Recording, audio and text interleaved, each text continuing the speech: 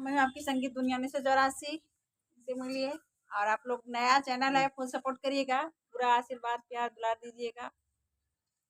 संगीत सागर नहीं, बीएस संगीत सागर बीएस संगीत सागर सागर के चैनल पे आप लोग जाइएगा, आप फुल सपोर्ट करिएगा।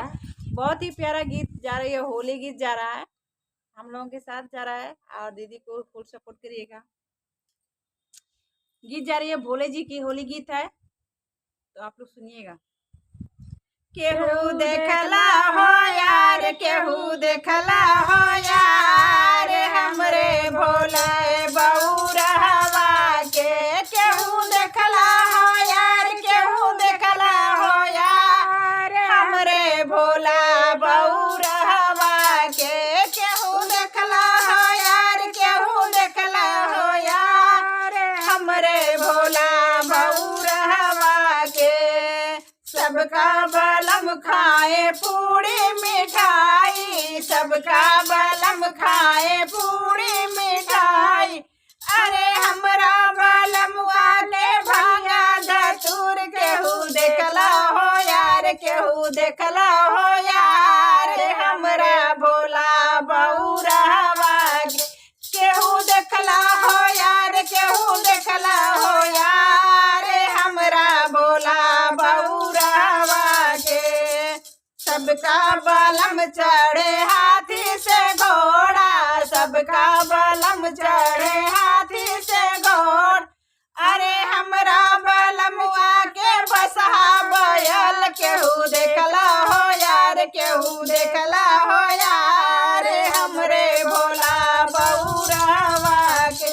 केहू देखला हो यार, केहू देखला हो यार, हमरा बलमा बउरहवा के।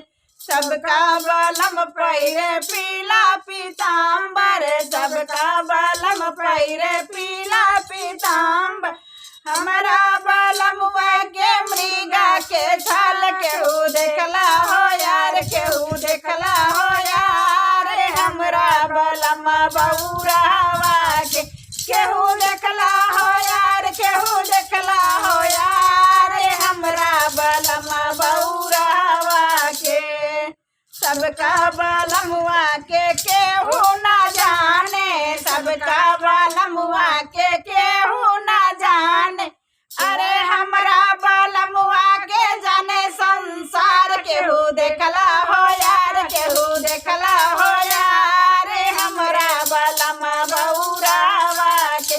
केहू देखला हो यार, केहू देखला हो यार, हमरा बलमा बउरहवा के।